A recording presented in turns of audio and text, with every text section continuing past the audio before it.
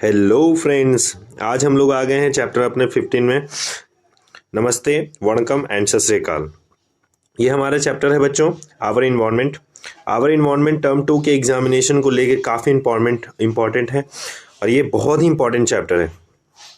Our environment करने का मतलब हमारा पर्यावरण है, उसके बारे में हम इसको है जो बहुत ही अच्छे से और डिटेल से समझने की कोशिश करते हैं। और मेरा दावा है कि इस वीडियो को देखने के बाद आपको कभी भी आवर इन्वायरमेंट जैसे चैप्टर में दिक्कत नहीं होने वाली है। Now let's start. उससे पहले हमारा एक मोटिवेशन क्या है, देखिए क्या कहता है बच्चों। आज रास्ता बना लिया है तो कल मंजिल भी मिल जाएगी। क्या बोला? आज रास्ता बना लिया है तो कल मंजिल भी मिल जाएगी। हौसले से भरी यह कोशिश एक दिन जरूर रंग लाएगी।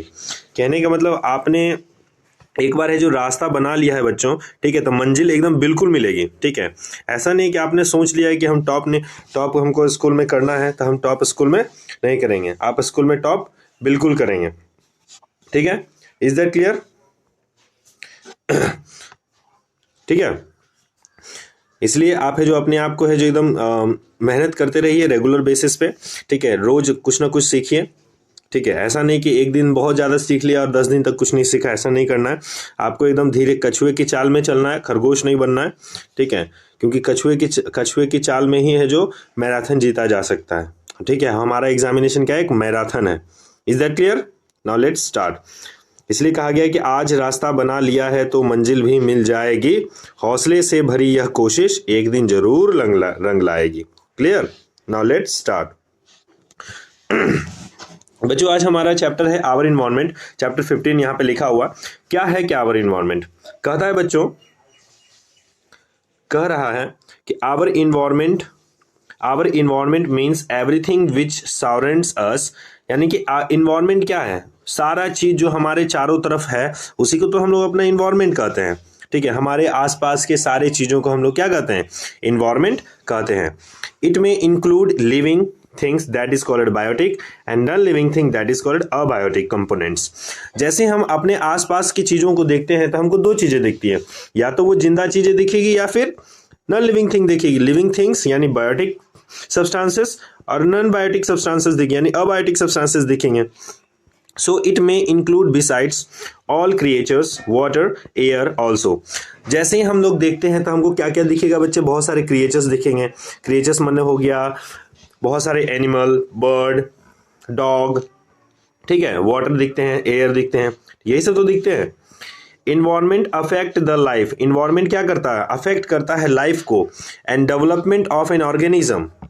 और ऑर्गेनिज्म के डेवलपमेंट में भी अफेक्ट करता है इन इट्स नेचुरल हैबिटेट। और उसका नेचुरल हैबिटेट किस प्रकार का नेचुरल हैबिटेट, कि वो किस जगह पे रहता है, किस टाइप में रहता है, वो रेगिस्तान में रहता है कि वो बर्फीले इलाके में रहता है। ठीक है, वो उसका नेचुरल हैबिटेट भी बहुत इंपॉर्टेंट करता है। Vice versa. अब देखिए, substances that are decomposed are called non-biodegradable substances. What do you understand by the biodegradable substances? Substances that can be decomposed। ऐसे सब्सटेंस जिसको डिकम्पोज किया जा सके उसे बायोडिग्रेडेबल कहते हैं। क्या होता है ये बायोडिग्रेडेबल?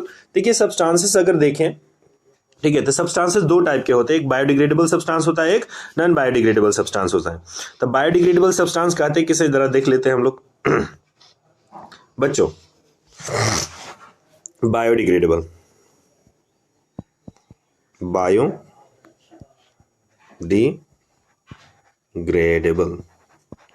बायोडिग्रेडेबल सब्सटेंस उसे कहते हैं बच्चे। ठीक है, बायोडिग्रेडेबल सब्सटेंस उसे कहते हैं जो सॉइल में क्या हो जाए? डिसॉल्व हो जाए।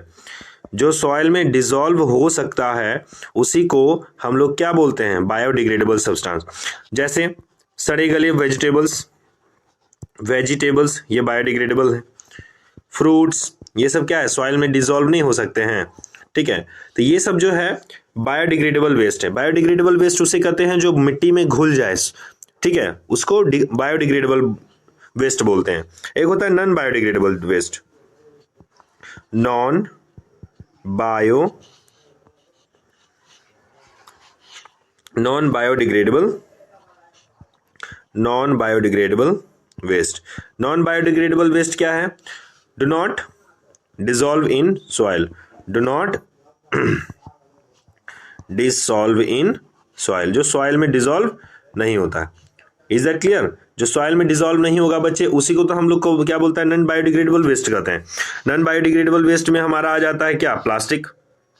क्या था बच्चे, प्लास्टिक आता है। नॉन बायोडिग्रेडेबल वेस्ट क्या है हमारा, प्लास्टिक हमारा क्या है, नॉन बायोडिग्रेडेबल वेस्ट है। देखिए प्लास्टिक, क्या प्लास्टिक है जो मिट्टी में घुलता है, डिसॉल्व होता है, नहीं होता है। तो क्या आपको समझ में आ गया बायोडिग्रेडेबल वेस्ट क्या है, नॉन बायोडिग्रेडेबल वेस्ट क्या है? Is that clear? ओके, तो यही बच्चे हम आपको समझा रहे हैं, यहां पे हम आपको देखिए यही समझाना चाह रहे हैं। कह रहा है कि substances that can be decomposed, जिसको डिकम्पोज किया जा सके, यानी मिट्टी में मिलेगा तो डिकम्पोज तो होगा ही, ठीक है, are called the biodegradable waste. That is, example में क्या क्या है, organic wastes like vegetables, fruits, while some substances like plastics, some chemicals like a DDT, fertilizers are inert, cannot be decomposed, are called non biodegradable wastes। यानी plastic हो गया, chemical हो गया, fertiliser हो गया, ये सब क्या है, इनर्ट है, निष्क्रिय है, यानी उसके साथ वो सॉइल के साथ वो मैंने रिएक्शन कर ही नहीं सकता है, इसलिए वो उसमें डिसॉल्व नहीं होता है। That is why these are called the non biodegradable waste. Is that clear? Okay, actually non-biodegradable persist in the environment for a long time or may harm the various members of the ecosystem। अब देखें यहाँ पे क्या है, अब तो मिट्टी में घुल नहीं रहा है। अब प्लास्टिक क्या हुआ कि पॉलीथीन, कुरकुरे खा के रैपर फेंक दिए, बाजार से सब्जी लेके आए प्लास्टिक में और प्लास्टिक उसको फेंक दिए। तो क्या वो प्लास्टिक तो जमीन पर तो फेंका है, लेकिन वो तो मिट्टी में मिल नहीं रहा है बच्चों, मिट्टी में वो तो मिल नहीं रहा है। तो जब मिट्टी में नहीं मिल रहा है तो किसी न किसी को तो हानि करेगा। अब देखते होंगे रास्ते पर जो बहुत सारा मैंने जानवर उनवर चलते रहते, वो खाने की तलाश में, मान लो उसको प्लास्टिक को खा गया, तो प्लास्टिक को खा गया तो क्या उसका डाइजेस्टिव सिस्टम नहीं खराब हो जाएगा, हाजमा उसका खराब हो जाएगा और उसका पेट खराब हो जाएगा, उसके बाद बेचारा है जो उसका डेथ हो जाता है, ठीक है। तो वो क्या कर रहा है कि एक्चुअली नॉन बायोडिग्रेडेबल वेस्टेज जो हैं, ये केमिकल्स हो गया, फर्टिलाइजर्स से सब नहीं डिसॉल्व हो रहा है, जो परसिस्ट इन द इन्वायरमेंट, जो इन्वायरमेंट में रह जाता है लॉन्ग टाइम के लिए, and may harm the various members of the ecosystem. और इकोसिस्टम ऐसे सिस्टम जो क्या बोलता है, जानवर जिस जगह पे रहते हैं उसको इकोसिस्टम कहते हैं। अभी हम आपको और डिटेल से समझाएंगे इसको ध्यान से समझिएगा, उसको हानि पहुंचाता है। तो क्या हम लोग को कुछ करना चाहिए नॉन बायोडिग्रेडेबल वेस्टेज को लेकर? चलिए इस चैप्टर में हम इसको बहुत ही अच्छे से अध्ययन करने वाले हैं। Now let's start.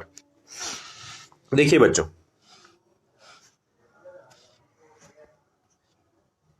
ओके, तो हमारा इकोसिस्टम क्या है, ये बात आ जाती है कि sir what do you mean by the ecosystem.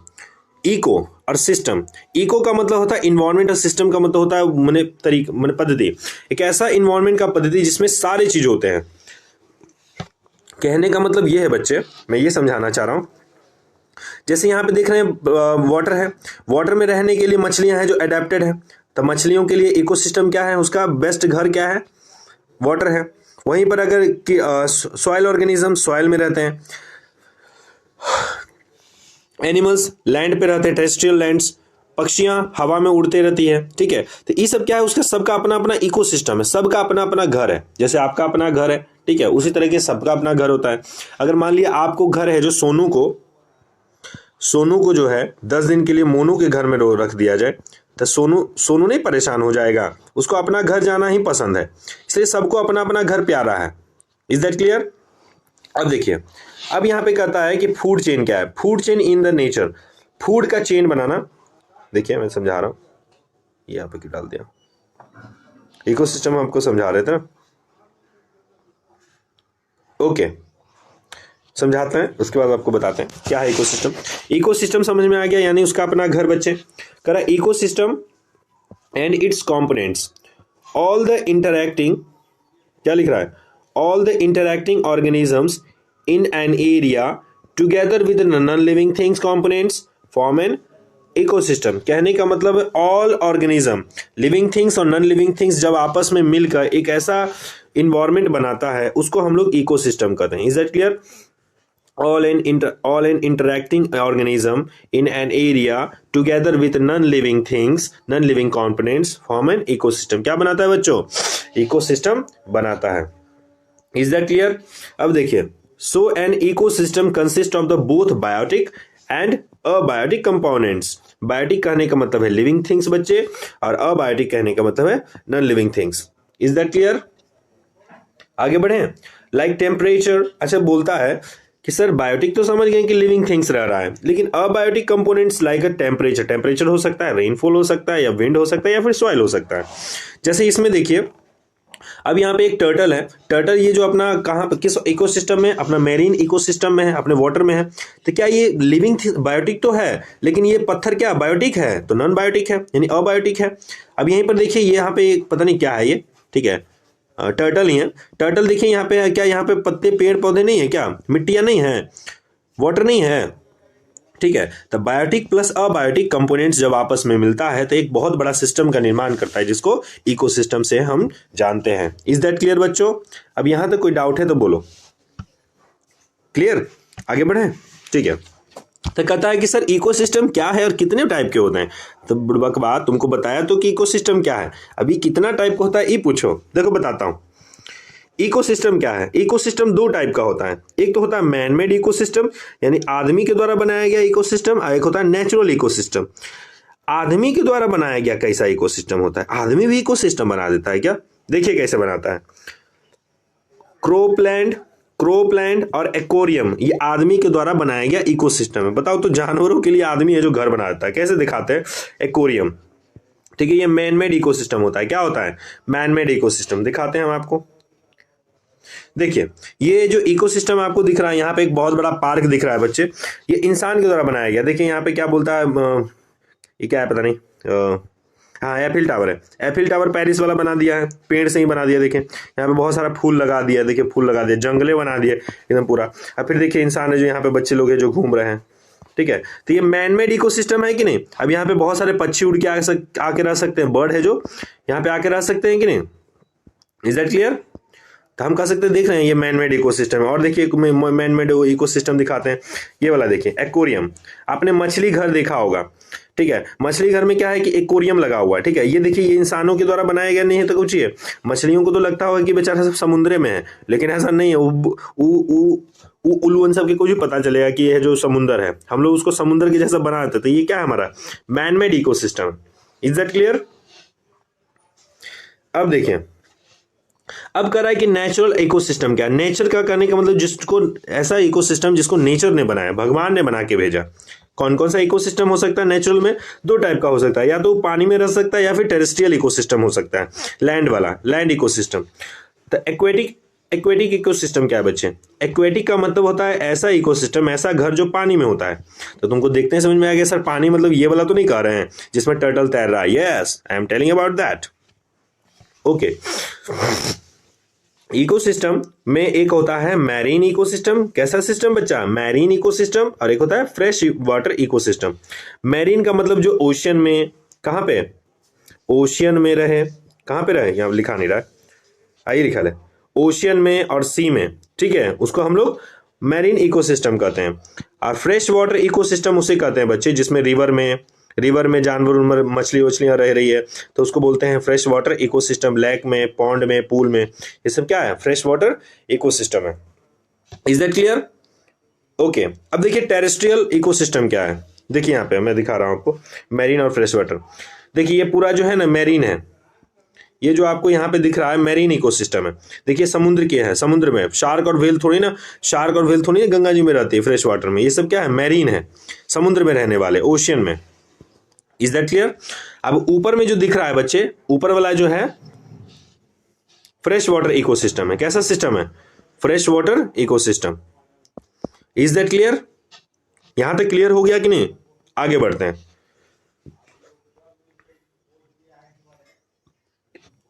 कह रहा है कि टेरेस्ट्रियल इकोसिस्टम क्या है। टेरेस्ट्रियल इकोसिस्टम माने लैंड में रहने वाले, जमीन पर रहने वाले, फॉरेस्ट में हो सकता है। फॉरेस्ट में कहाँ हो सकता है बच्चे? फॉरेस्ट में, डिजर्ट में हो सकता है, और ग्रासलैंड में हो सकता है। देख लेते हैं कहाँ कैसे कैसे हो सकता है। देखिए, ये जो हमारे यहाँ पे दिख रहा है, यहाँ पे ये वाला पार्ट है जो हमारा टेरेस्ट्रियल है, लैंड इकोसिस्टम। इसको आप लैंड इकोसिस्टम भी बोल सकते हैं, land ecosystem. Is that clear? Sorry, ये हमारा लैंड इकोसिस्टम है। देखिए यहाँ पे जंगल में है जो क्या बोलता है, फॉरेस्ट में एनिमल्स रह रहे हैं, तो ये क्या है, टेरेस्ट्रियल यानी जमीन पर रहने वाला ये लोग का घर है। ठीक है, इज दैट क्लियर? ओके। अब कहता है बच्चा लोग ध्यान से देखेगा। अब कहता क्या है, कहता है बच्चों, ऑल लिविंग ऑर्गेनिजम्स, क्या बोल रहा है, all living organisms are classified on the basis of the manner in which they survive in the ecosystem. सारा ऑर्गेनिजम्स को डिवाइड कर दिया गया है उसके तौर तरीकों पर, मैनर्स पर, in which they survive in the ecosystem, कि वे लोग कैसे सर्वाइव करते हैं। दीज ग्रुप्स इंक्लूड, कौन कौन से हैं भाई, तब पहला को हम लोग बोलते हैं प्रोड्यूसर। क्या बोलते हैं, प्रोड्यूसर, उत्पादक। ऐसा आदमी, सॉरी, ऐसा ऑर्गेनिज्म जो प्रोड्यूसर होता है, ठीक है, मैंने प्रोड्यूस करता है, अपना भोजन खुद बनाता है, उसको हम लोग प्रोड्यूसर कहते हैं। वो अपने इन्वायरमेंट पे डिपेंडेड है। कैसे दिखाता हूं, all green plants like blue green algae, नीला हरा शैवाल हिंदी में बोलते हैं, blue green algae can produce their food, वो अपना फूड खुद है जो प्रोड्यूस करते हैं, लाइक शुगर, स्टार्च, वो अपना फूड क्या तैयार करते हैं, शुगर और स्टार्च होता होगा, from an inorganic substances, वो ऑर्गेनिक सब्सटेंसेस से, using the light energy photosynthesis. Light energy जो है ना, लाइट एनर्जी फोटोसिंथेसिस के माध्यम से, बच्चे किसके माध्यम से, फोटोसिंथेसिस माध्यम से वो अपना फूड खुद ही क्या कर लेते हैं, प्रिपेयर कर लेते हैं। ओके, फोटोसिंथेसिस क्या होता है बच्चे, फोटोसिंथेसिस मैंने आपको पिछले वीडियो में पढ़ा रखा है। ठीक है, अगर आपने वो वीडियो नहीं देखा है तो जाके देख लीजिए। लाइफ प्रोसेस में मैंने फोटोसिंथेसिस को बहुत अच्छे से पढ़ाया। इसमें क्या होता है ना कि सनलाइट के प्रेजेंटेशन में क्लोरोफिल जो है कार्बन डाइऑक्साइड के साथ, ठीक है, रिएक्शन करके ऑक्सीजन प्लस क्या बनाता है, शुगर का निर्माण करता है। Is that clear? ओके, अब क्या कहता है, दूसरा पार्ट होता है बच्चे कंज्यूमर। प्रोड्यूसर उसे कह रहे थे जो फूड बना रहा था, और कंज्यूमर किसे कहते हैं, जब फूड बनाएगी मम्मी, अगर मान लीजिए कि ये मम्मी हमारा प्रोड्यूसर है, ठीक है, तो खाने वाला भी तो कोई होना चाहिए, तो खाने वाले में आ जाता है कंज्यूमर। कंज्यूमर क्या होता है, कंज्यूमर, उपभोक्ता, खाने वाला। includes organisms which depends on the producers either directly or indirectly for their sustenance. In other words, consumers consumes the food produced by the producer। वही बात बोला कि अदर वर्ड में कह सकते हैं कि कंज्यूमर जो है कंज्यूम करता है फूड जो प्रोड्यूसर ने खाने में बनाया था। तो खाए वाला भी अलग अलग तरीका का होता है, एक होता है मांस खाता है, एक होता है क्या बोलता है हरा पत्ती खाता है, ठीक है, और बहुत सारी चीज खाता है। तो कंज्यूमर के हिसाब से अगर हम डिवाइड करें तो बच्चों कंज्यूमर जो है 4 पार्ट में बांटा गया है। पहला है हर्बीवोरस। पहला क्या है बच्चे, हर्बीवोरस। क्या है हर्बीवोरस? हर्बीवोरस उसे कहते हैं जो ग्रास ईटर होते हैं, जो ग्रास खाते हैं, यानी घास फूस खाने वाले को हर्बीवोरस कहते हैं। कहता है ये क्या होता है, अगर आप देखने की कोशिश करें,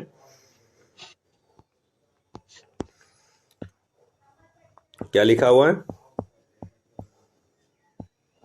हर्बी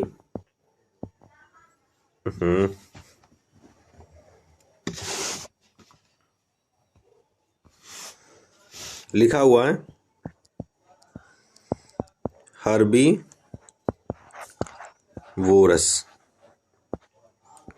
ठीक है, देखिए हर्ब्स का मतलब आप जानते हैं ग्रीन प्लांट। ग्रीन हर्ब्स मैंने होता है ना ग्रीन, जो ग्रीन प्लांट को वोरस खाने वाले ईटर, जो ग्रीन प्लांट को ईटिंग करता है उसको हम लोग हर्बीवोरस कह सकते हैं बच्चों। ठीक है, जो हर्बीवोरस किसे कहते हैं, जो ग्रीन प्लांट को, हर्ब माने ग्रीन होता है, वोरस माने ईटर होता है, जो हर ग्रीन प्लांट को खाता है उसको हम लोग क्या बोल सकते हैं, हर्बीवोरस। अब एक होता है कार्निवोरस। क्या होता है कार्निवोरस, समझाते हैं हम आपको।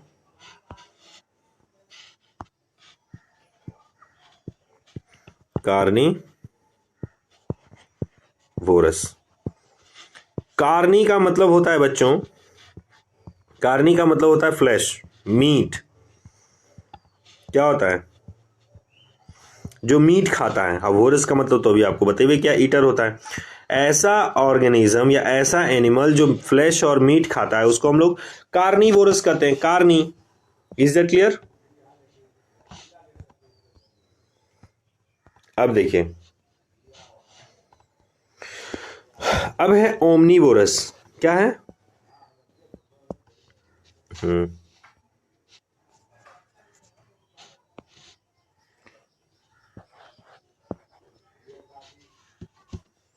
ओमनीवोरस। ओमनी का मीनिंग होता है बच्चे सब चीज, जो सब चीज खाता है।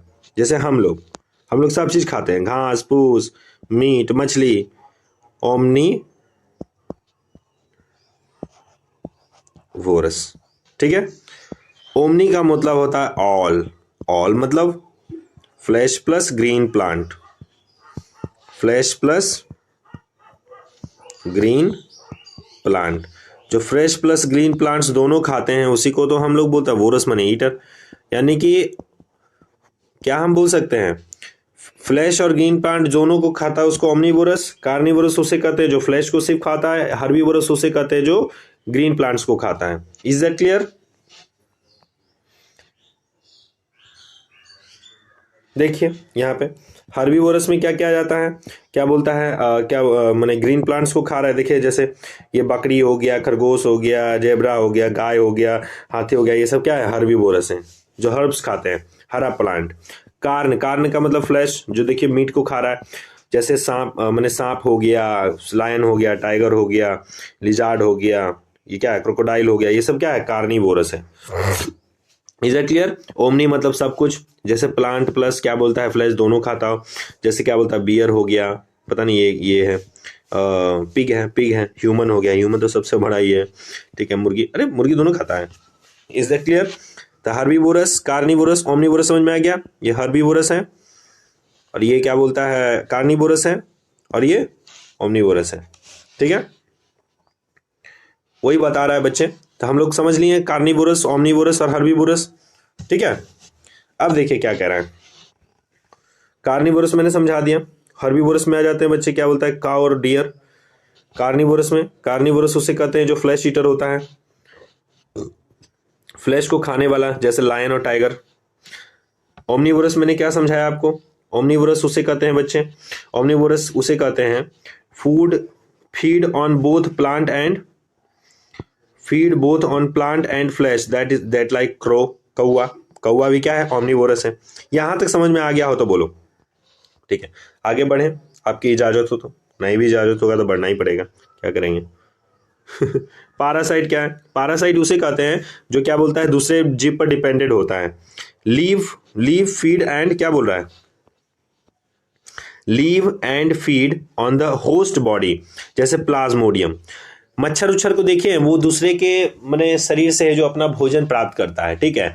आपको मैंने पारासाइट पढ़ा भी दिया है, लेकिन समझ लीजिए, जो अब दूसरे के बॉडी से अपना क्या बोलता है, खून चूस के है जो क्या करता है, अपना पेट भर लेता है, यानी दूसरे का भोजन वो हड़प लेता है, उसी को हम लोग पारासाइट्स कहते हैं। Is that clear? तो हम लोगों ने क्या क्या समझा अभी, प्रोड्यूसर समझा, फिर कंज्यूमर समझा, खाना बनाने वाला, फिर खाना खाने वाला समझ गया, ठीक है। खाना खाने के बाद डिकम्पोज कौन करेगा, उसको तोड़ेगा क्या, उसको बर्बाद क्या करेगा। तो खाना बना लिया, खाना खा लिया, फिर उसको बर्बाद करने के लिए आता है डिकम्पोजर, डिकम्पोजिट कर देगा, डिकम्पोज करेगा, तोड़ेगा। वो कौन कौन है, फंगी और बैक्टीरियाज। फंगी कौन है, फंगी और बैक्टीरियाज, विच ब्रेक डाउन, जो तोड़ देता है यानी डिकम्पोज कर देता है, the dead plant animal complex compounds. अरे ये क्या है, मैंने डिकम्पोज कर देता है डेड प्लांट को। जब भी डेड प्लांट, प्लांट भी मरता है क्या, जब प्लांट मैंने क्या बोलता है, टूट ताट के गिर जाता है तो नहीं सड़ने लगता है, पपीते उपीते का प्लांट आपने देखा होगा, सड़ने लगता है, तो उसको डिकम्पोज कर देता है। Animal complex compounds into the simple one. Animal भी तो मरता है, जंगल में पता चला सुअर मर गया, जंगल में पता चला गीदड़ मर गया, जंगल में पता चला क्या बोलता है, बाघ मर गया, ठीक है। तो उसको डिकम्पोजिट करने के लिए कोई तो होना चाहिए, तो उसी को बोलते हैं डिकम्पोजर। क्या बोलते हैं बच्चा, decomposer. Thus decomposers help in the replenishment of the natural resources. अब वो क्या करता है, रिप्लेनिशमेंट करता है, उसको मैंने रिप्लेस करता है, ठीक है। फूड चेन अब समझेंगे, क्या समझेंगे, फूड चेन, फूड के द्वारा बनाया गया चेन को ही हम लोग बोलते हैं फूड चेन। वो नहीं कि रोटी रोटी बांध दिया है, यानी एक आदमी दूसरे को खाता है, दूसरा तीसरे को खाता है, तीसरा चौथे को खाता है, वो समझाना है। आपने बचपन में पढ़ा होगा। Food chain refers to an arrangement to different biotic groups in the sequence of entry transfer. These biotic groups are producers, herbivorous and carnivorous. These biotic groups क्या हो सकते हैं, या तो herbivorous हो सकते हैं या फिर carnivorous हो सकते हैं. कैसे समझाते हैं हम आपको, यहाँ पे अगले स्लाइड पे समझाते हैं. देखिए बच्चों, मैंने आपको डिकम्पोजर समझा दिया. डिकम्पोजर समझाया कि नहीं समझाया? ठीक है. डिकम्पोजर में क्या क्या और आ रहा था? फंगी आ रहा था, बैक्टीरिया आ रहा था और वोम आ रहा था. क्या आ रहा था? वोम. ठीक है. ये देखिए हमारा ये डिकम्पोजर्स है. यही तो क्या बोलता है, डिकम्पोजिट करता है. कोई भी इंसान डेड हो गया, उस पर जो क्या बोलता है जाके बैठ जाता है चेड़ा. क्या बोलते हैं उसको? चेड़ा. अब देखिए डिकम्पोजर में क्या,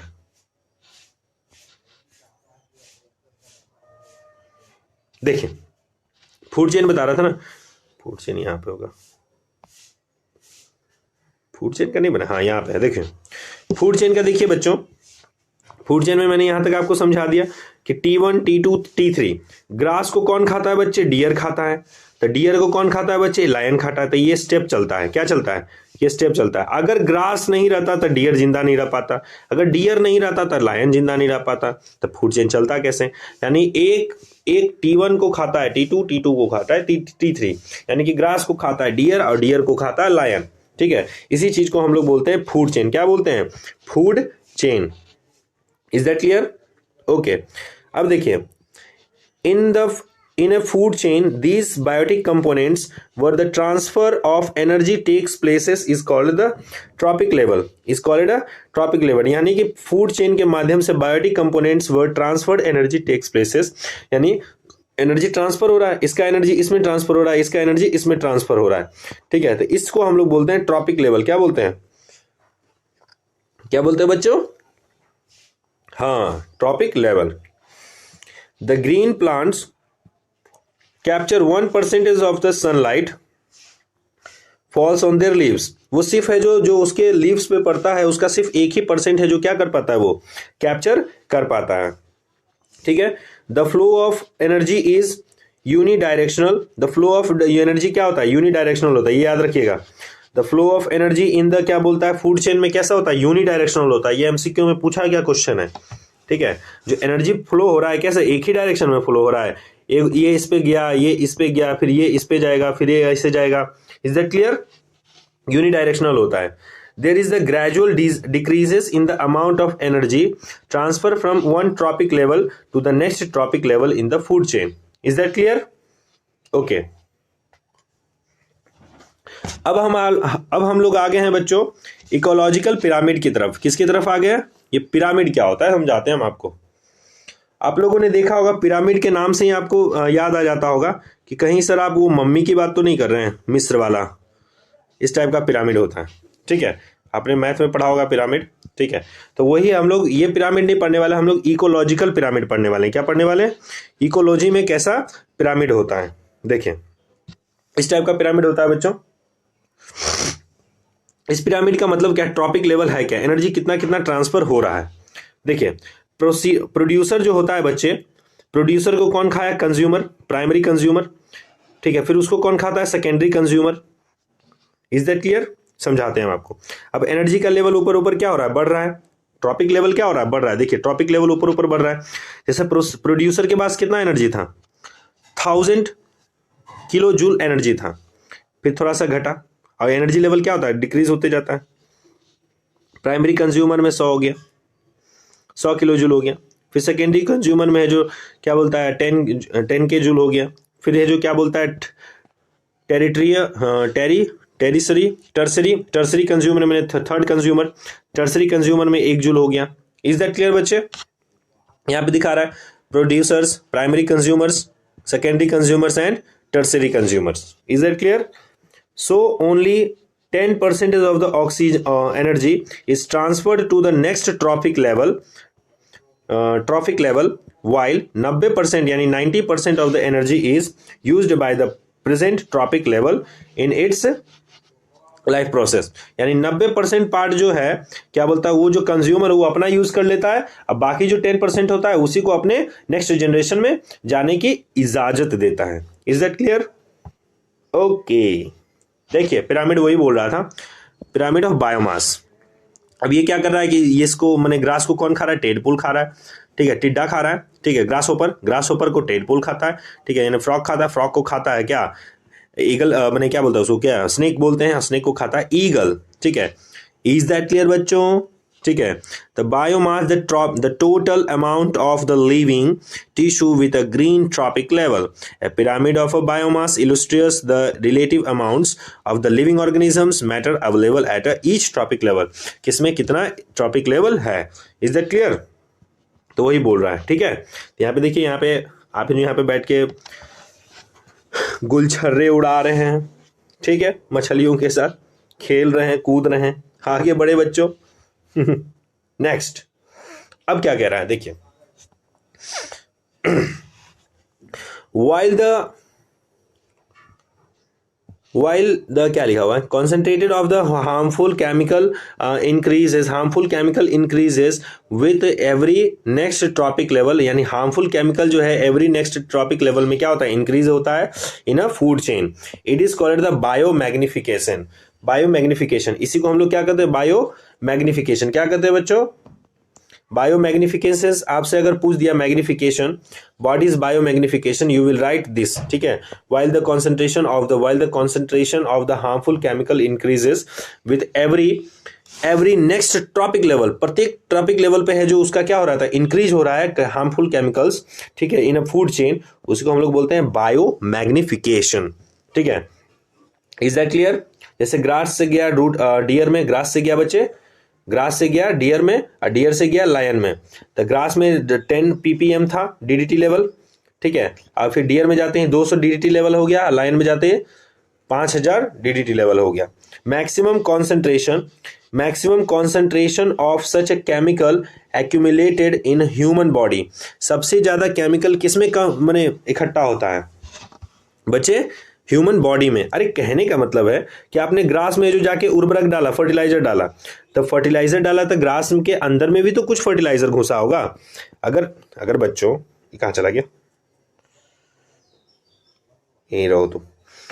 अरे जैसे कहने का मतलब है, अगर यहाँ पे ग्रास है बच्चे, ठीक है, अगर मान लो ये तो मैं ट्री बना दिया हूँ, ट्री में अगर आपने फर्टिलाइजर डाला है, तो ये ट्री में का प्लांट अगर मैंने ये फ्रूट को अगर कोई खाएगा तो उसके अंदर ये फर्टिलाइजर नहीं जाएगा हल्का सा। तो वही ग्रास का फर्टिलाइजर किस में आया, ग्रास का जो फर्टिलाइजर है किस में आया, डियर में आया थोड़ा सा। फिर डियर का है जो थोड़ा सा फर्टिलाइजर किस में आ गया, थोड़ा सा नहीं, बढ़ते जा रहा है, एनिमल में आ गया। फिर एनिमल से क्या बोलता है, यानी लायन में आ गया। फिर एनिमल को हम लोग खाते हैं, मुर्गा, मीट, मछली, ठीक है, तो उससे हम लोग में आ जाता है। तो ये बोल रहा है कि maximum concentration of such a chemical accumulated in a human body, is that clear. Okay, अब कह रहा है कि naturally the food chain are interconnected with each other forming a web like pattern. क्या कहने का मतलब है, naturally food chain are interconnected, यानी नेचुरली जो होता है ना, मैंने भगवान ही बना के भेजे हैं कि ग्रास को खाएगा ग्रास होपर को खाएगा फ्रॉग, और फ्रॉग को खाएगा स्नेक, ठीक है। अभी को पता चला ना, इसलिए स्नेक जो जंगल में चल रहा था, चलते चलते जो घास को जो भुरभुरा गया, ऐसा हो सकता है क्या, खा गया, घास को खाएगा, वो घास को नहीं खाएगा, वो तो खाएगा फ्रॉग को, घास को तो खाएगा ग्रास ऊपर। इसलिए कह रहा है कि naturally the food chain are interconnected with each other forming a web like pattern which is known as the food web. इसी को हम लोग क्या कहते हैं बुतरू लोग, फूड वेब। देखिए कैसे, देखिए यहाँ पे फूड वेब है, कैसे समझाएं, तो वेब बना हुआ है। जैसे देखिए, ये घास को खा रहा है, ये इसको ये खा रहा है, इसको ये खा रहा है, इसको ये खा रहा है, इसको ये खा रहा है, इसको ये खा रहा है, इसको ये खा रहा है, इसको ये खा रहा है, इसको ये खा रहा है, फिर इसको पता नहीं ये खा रहा है, फिर इसको पता नहीं, मैंने एक वेब लाइक स्ट्रक्चर बना रहा है। क्या बना रहा है, एक वेब जैसा स्ट्रक्चर बना रहा है, एकदम जाल की तरह, नेटवर्क की तरह। देखिए, ग्रास को खा रहा है, ये इसको खा गया, ये इसको खा गया, ये इसको खा गया, ये इसको ये खा गया, इसको जो ये खा गया, इसको जो है ये खा गया, हाइना खा गया, ठीक है। इस प्रकार से जो यहाँ पे वेब बना रहा है, क्या बना रहा है बच्चों, इसको हम लोग बोलते हैं फूड वेब। क्या बोलते हैं, food web. Is that clear. Okay, अब कर रहा है कि the loss of energy at each step that in trophic level, जो भी लॉस ऑफ एनर्जी होता है ट्रॉपिक लेवल पे, इज वेरी हाई, बहुत ही हाई होता है, बहुत कम हो जा रहा है। जैसे 1000 से 100 हो रहा था, 100 से 10 हो रहा था, 10 से 1 हो जा रहा था kilo joule. So very little amount of energy remains after 4 tropic level। वही बोल रहा है कि प्रत्येक 4 ट्रॉपिक लेवल पे एनर्जी बहुत ही क्या रह जाती है, बहुत ही कम रह जाती है। क्या रह जाती है बच्चे? वेरी लिटिल रह जाती है। there are generally a big population at lower tropic level of an ecosystem में अगर हम अब देखने की कोशिश करें तो सबसे लोएस्ट ट्रॉपिक लेवल में जो है पॉपुलेशन बहुत ज़्यादा होता है। घास की संख्या देखिए, घास तो नहीं है। For an example, population of the producer is higher than the consumer of like a carnivorous population. अब कार्निवोरस देखिए, टाइगर लगभग 500 है, ठीक है। टाइगर अगर 500 है, ठीक है, अब प्रोड्यूसर क्या है? 5 करोड़ है कि नहीं? तो वही तो बोल रहा है कि पहला ट्रॉपिक लेवल में, फर्स्ट ट्रॉपिक लेवल में सबसे ज्यादा क्या होते हैं? पॉपुलेशन होता है। Is that clear? Producer is a big population. आगे फूड वेब समझ लिया था आपने।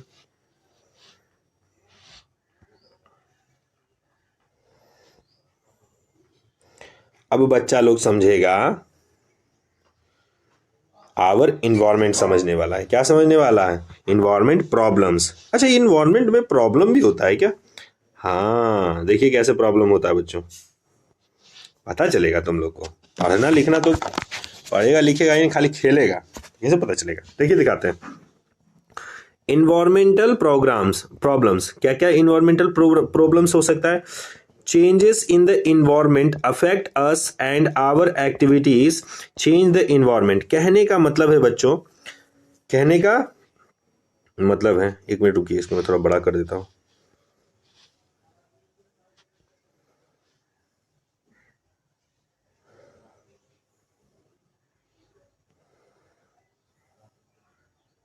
ठीक है, अब देखिए, सॉरी फॉर द डिस्टर्बेंस, लेकिन देखिए कि आपको दिखना भी तो चाहिए। ठीक है, कह रहा है कि इन्वायरमेंटल प्रॉब्लम्स क्या करता है बच्चे? Changes in the environment affects and our activities change in the environment around us. कहने का मतलब है अगर इन्वायरमेंट चेंज होता है बच्चे तो हमारा एक्टिविटी भी क्या हो जाता है? चेंज हो जाता है। जैसे हम तुमको आपको समझाते हैं, आप रहते हैं घर में, तो आप अपने घर में रहते, तो आप अपने कमरे में रहते, तो पढ़ाई लिखाई चल रही है। जैसे ही आप अपने फुआ के यहाँ, नानी के यहाँ जाते हैं तो इन्वायरमेंट चेंज हो गया वहाँ का। वहाँ पे कोई दूसरा लोग आदमी मिलेगा, दूसरा लोग, यानी कि इन्वायरमेंट वहाँ चेंज हो गया पूरी तरह से। तो वहाँ आपको बिल्कुल पढ़ने का मन नहीं करेगा, चाहे आप कितना भी दाता क्यों ना हो, आपको पढ़ने का इच्छा ही नहीं करेगा। क्यों? क्योंकि आपका इन्वायरमेंट चेंज हो गया है। वही तो कहना चाह रहा है कि इन्वायरमेंट अगर चेंज होता है, changes in the environment affect us and our activities change the environments around us. वो हम लोग को भी चेंज करने की कोशिश करता है, इसलिए इन्वायरमेंट में रहना बच्चों। This lead to show the degradation of the environment that arose many environmental problems. ये क्या करता है? बहुत ही इन्वायरमेंटल प्रॉब्लम अराइज करता है। For an example, depletion of ozone layer and waste disposal. देखिए, ओजोन लेयर का है जो खराब होना, डिप्लीशन होना, खराब होना, और क्या बोलता है? Waste disposal. वेस्ट का है जो बहुत ज्यादा जमा होना। ये हमारे इन्वायरमेंट का दो सबसे बड़ा प्रॉब्लम है। ये ओजोन क्या होता है समझाते हैं। आपने अर्थ का लेयर पढ़ा होगा, तो अर्थ, ये जो हमारा प्यारा सा अर्थ दिख रहा है बच्चे, ये जो हमारा प्यारा सा अर्थ है, अर्थ जो दिख रहा है, इसके चारों तरफ से देखिए एक लेयर बना हुआ है। देखिए क्या दिख रहा है? एक लेयर दिख रहा है। तो ये लेयर को ही हम लोग ओजोन लेयर बोलते हैं। ओजोन लेयर क्या करता है ना, सनलाइट से अल्ट्रावायलेट यूवी रेस को, अल्ट्रावायलेट रे से हमारे पृथ्वी को क्या करता है? बचाता है। इसीलिए सबको ओजोन दिवस को है जो रूप में है जो 16 सितंबर को मनाया जाता है। कब मनाया जाता है? 16 सितंबर को ओजोन डे मनाया जाता है, ताकि लोग जागरूक रहे, ओजोन लेयर को है जो क्षति ना पहुंचाने की कोशिश करे। तो क्षति कैसे पहुंचाएगा? ऊपर में उड़ के जाके स्पेस में पहुंचा देगा क्या ना। कार्बन इमिशन करता है ना बच्चे, जिसके कारण क्या बोलता है? ग्रीन हाउस गैस बढ़ता है और ओजोन का लेयर में क्या होता है? छेद होता है। Is that clear? उसी को जागरूक करने के लिए ओजोन डे मनाता है। अब देखिए क्या होता है ओजोन, इसको ध्यान से समझिए। नहीं भी अभी भी नहीं समझ में आया तो देखिए ओजोन का लेयर क्या है। जैसे ये हमारा अर्थ है, ये हमारा अर्थ है ना, ये अर्थ देखिए, ये अर्थ यहाँ पे है, और ऊपर से एक देखिए ब्लू रंग का एक लेयर दिख रहा है, ये हमारा ओजोन लेयर है। ये हमारा अर्थ है, देखिए ब्लू कलर का, ये क्या है? हमारा ओजोन जो है प्रोटेक्शन है हमारा। क्या है? प्रोटेक्शन है। Is that clear? International ozone layer. Clear? अब देखिए क्या है, depletion of the ozone layer. कहने का मतलब ओजोन लेयर कैसे जो खराब हो रहा है। ओजोन का मतलब होता है O3, ऑक्सीजन का थर्ड फॉर्मेशन। ऑक्सीजन में जब थर्ड 3 मॉलिक्यूल्स आके जुड़ जाते हैं, क्या आके जुड़ जाते हैं, जब ऑक्सीजन में बच्चों 3 का मॉलिक्यूल आके जुड़ जाता है, ठीक है, तो उसको क्या बनना होता है, फॉर्मेशन करता है ओजोन का। ऑक्सीजन अगर 2 मॉलिक्यूल आता है तो ऑक्सीजन बनाता है, ऑक्सीजन गैस, और 3 को लाएगा तो ओजोन लेयर। तो O3 क्या बोल रहा है, O3 लेयर इज लार्जली, यानी ozone layer is largely found in the stratosphere. कहाँ पाया जाता है, स्ट्रेटोस्फेयर में हमारा, ठीक है। Which is the part of our environment, जो हमारे इन्वायरमेंट यानी आवर एटमोस्फेयर का वो क्या है, पार्ट है, ठीक है। लगभग 12 किलोमीटर से लेकर 50 kilometre of the sea level. अगर ये हमारा धरती है, धरती से आप 12 से अगर 50 किलोमीटर तक आप जाने की कोशिश करें, कितना, 50 किलोमीटर तक अगर ऊपर में जाने की कोशिश करें, तो यहां से लेकर यहां तक का में आपको क्या मिलेगा, ओजोन गैसेस मिलेंगे। यहां तक समझ में आ गया हो तो बोलिए, क्लियर, आगे बढ़े, ठीक है। अब देखिए, ozone is deadly poison at the ground level. Ozone is a deadly poison at a ground level. अगर ग्राउंड लेवल पे रहेगा ना तो वो पॉइजन क्यों होता है, हम लोग उसको सांस नहीं ले सकते हैं। ओजोन को ये नहीं समझिएगा कि ओजोन इतना बढ़िया है कि अल्ट्रावायलेट राय से बचा रहा है तो आपको शरीर को भी बचा देगा ना, वो पॉइजन है, ठीक है, इसलिए उसको ऊपर ही रहने दीजिए, ठीक है।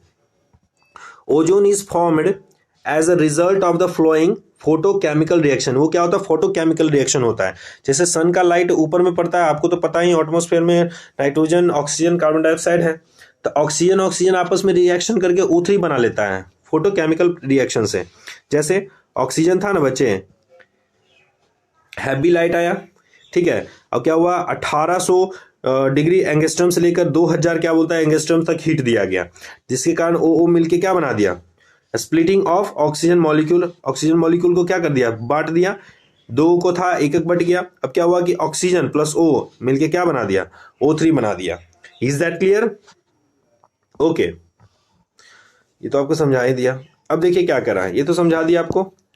वही बच्चे अब क्या कह रहा है कि ozone layer is protective blanket. Ozone layer क्या है, हमारा प्रोटेक्टिव ब्लैंकेट है। ब्लैंकेट माने चादर की तरह हमारे अर्थ को क्या कहले, देखिए ब्लैंकेट की तरह है जो हमें हमारे अर्थ को क्या कहले, छिकले है, protective blanket around the earth which absorb most of the harmful ultraviolet रे, जो एब्जॉर्व कर लेता है most of harmful ultraviolet rays को, रेडिएशन ऑफ सन को, सन का रेडिएशन को भी कर लेता है। दस the protecting the living beings of the earth and from of the earth from the health hazard like skin cancer, cataract in eyes. Skin cancer से बचा देता है। धूप अगर हमारे शरीर पर अगर डायरेक्ट पड़ेगा तो स्किन कैंसर हो जाएगा, ठीक है, उसी से हम लोग को क्या बचाता है, ओजोन लेयर बचाता है। Contract in eyes weakened immune system, आपको जो वीक कर देगा इम्यून सिस्टम को, एंड डिस्ट्रक्टिव ऑफ प्लांट्स, और प्लांट्स को भी क्या कर देगा, तहस नहस नस्तनाबूद कर देगा वो, ठीक है, इसलिए ओजोन लेयर बहुत जरूरी है।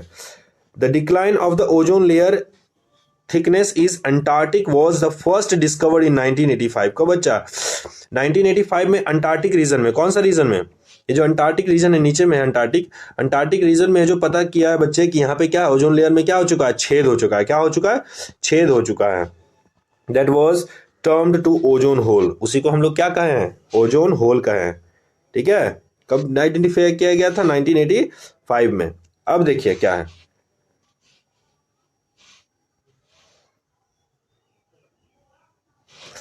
एक चीज दिखा रहा है आपको, ये सर आप ये क्या दिखा रहे हैं, दिखाते हैं हम आपको क्या है। कहता है बच्चा, ठीक है, रीजन ऑफ ओजोन डिप्लेशन, क्या रीजन है ओजोन के डिप्लेशन का। एक्सेसिव यूज ऑफ CFC यानी क्लोरोफ्लोरोकार्बन, बहुत हमेशा इसका जो फुल फॉर्म पूछता है CFC का, क्लोरोफ्लोरोकार्बन क्या है, C से क्लोरो, F से फ्लोरो, C से कार्बन। क्लोरोफ्लोरोकार्बन क्या है बच्चे, chlorofluorocarbon a synthetic inert chemical freon which are used as a refrigerants and fire extinguisher caused ozone depletion in the upper atmosphere। कहने का मतलब है, आप जो सेंट मारते हैं ना, सेंट परफ्यूम में भी एक गैस होता है, ठीक है, वो भी क्या बोलता है, CFC उसमें मैंने डला हुआ रहता है। फ्रेन जो फ्रिज में यूज होता है, फ्रिज में, रेफ्रिजरेटर में, ठंडा करने वाला रेफ्रिजरेटर में उसमें एक गैस होता है जिसको फ्रेन बोलते हैं, वो भी है जो सीएफसी बनाने में यूज करता है। फायर एक्सटिंग्यूशर, फायर को बुझाने वाला में, ठीक है, उन सभी में भी यूज होता है, जो क्या बोलता है ओजोन लेयर को डिप्लेशन इन अपर एटमोस्फेयर, जो उसको बहुत ही बर्बाद करने में उतना काफी है। A single chlorine atoms can destroys 1 lakh ozone molecules. वाह, oh my God. A single chlorine atoms, क्या बोल रहा है, एक सिंगल क्लोरीन एटम जो है ना कैन डिस्ट्रॉय कर सकता है 1 लाख ओजोन मॉलिक्यूल्स को, ठीक है। इसलिए यूएनईपी क्या बोलता है, UNEP environmental United Nation environment programme है, एक संस्था है, ठीक है, एक इंस्टीट्यूशन है जो क्या कहता है, UNEP United Nation environment programme did an excellent job in frogging an agreement to freeze CFC production at 1986 level. In 1986 levels, देखिए क्या हुआ ना कि by the Kyoto protocol by the all countries, Kyoto protocol के द्वारा CFC को है जो यानी क्लोरोफ्लोरोकार्बन के प्रोडक्शन को तुरंत है जो रेस्ट्रिक्ट कर दिया, ठीक है, यूएनईपी ने। कोई भी कंट्री है जो सीएफसी प्रोडक्शन नहीं करेगा। Is that clear? अब देखिए गार्बेज डिस्पोजल क्या है, ठीक है, गार्बेज डिस्पोजल आपको समझाते हैं क्या है, तो समझा रहे हैं। Industrialization and rise in the demand of the consumer goods have created a major problem in the form of the waste, garbage accumulation and disposal, especially in the urban area। जैसे जैसे इंडस्ट्रियलाइजेशन बढ़ा, जैसे जैसे लोगों की demand बढ़ा, consumer बढ़ा, goods बढ़ा, ठीक है, तो प्लास्टिक वेस्टेज गार्बेजेस का है जो इंक्रीजमेंट बहुत ज्यादा हो गया, जिसके कारण अर्बन एरिया में बहुत ज़्यादा वेस्टेज का है जो कलेक्शन स्टार्ट हो गया। आप भी देखते होंगे शहर ओवर में, ठीक है, अर्बन एरिया में कि इधर उधर है जो बहुत ज़्यादा कचरा फैला हुआ रहता है, क्योंकि वहाँ डिमांड ज़्यादा है, कंज्यूमर ज़्यादा हैं। The different methods of the solid waste disposal commonly used around the world. कैसे? ओपनिंग डंपिंग, कहने का मतलब क्या है, ओपनिंग डंपिंग के रूप में कैसे यूज हो रहा है, a conventional method in which solid waste dumped in selected areas of a town. जो भी आपके पास जो सॉलिड मटेरियल है उसको सरकार के द्वारा कहा जाता है कि आप उन्हीं इलाकों में फेंके जहां पे आपको मुहैया कराया जाता है। इट एक्चुअली काउजेस पोल्यूशन, और वहां पे है जो ये क्या कर देता है, पोल्यूशन काउज कर देता है। जहां पे एक ही जगह पे अगर आप फेंकते जाइएगा तो पोल्यूशन नहीं करेगा, ओपन डंपिंग, ठीक है। इसलिए कहता है बच्चे कि हमारे अर्थ को बचाने की कोशिश करिए, सेव अर्थ, ठीक है, इसलिए इधर उधर कचरा मत फेंकिए। देखिए लैंड फिलिंग कर रहा है, अब देखिए लैंड पे फिल कर देते हैं, कभी कभी लैंड पे भी फिल कर देते हैं। वेस्ट आर डंप्ड, क्या लिख क्या रहा है, waste are dumped in low living areas, waste को है जो फेंक दिया जाता है low living areas and are compacted by a rolling with bulldozers. Low living area में है जो उसको फेंक दिया जाता है, उसके बाद फिर जो बुलडोजर से उसको क्या कर दिया जाता है, दबा दिया जाता है, ठीक है। कंपोजिटिंग मैंने कंपोजिट कर देना। Organic wastage are filled into the composite pit 2 meter into 1 meter into 1 meter. It is then covered with a thin layer of the soil. ये क्या करता है कि कंपोजिट वेस्टों को है जो मट्टी में है जो क्या बोलता है, मिला देता है, ठीक है। After about 3 months the same garbage filled inside the pit changes into the organic manure. और उसके बाद ठीक 3 महीने बाद वही वाला है जो क्या बन जाता है, पीटा हुआ मैंने दबाया हुआ चीज है जो चेंज हो जाता है किस में, ऑर्गेनिक मैनर में। वहां पे मैंने एग्रीकल्चर करने के लिए बहुत ही सुविधा हो जाता है। और देखिए रिसाइकल बिन, ये आपको दिख रहा होगा कंप्यूटर में होता है रिसाइकल बिन। रिसाइकल करना है, क्योंकि प्लास्टिक को तो ना तो दबा सकते हैं ना तो मिट्टी में मिला सकते हैं, उसको करेंगे क्या, रिसाइकल कर सकते हैं। कैसे? The solid waste is broken down into the constitute simpler materials। Solid वेस्टों को है जो सिंपल कॉन्स्टिट्यूएंट मटेरियल में है जो बच्चे मैंने तोड़ दिया जाता है। These materials are then used to make a new items, और फिर उसको है जो न्यू आइटम बनाया जाता है।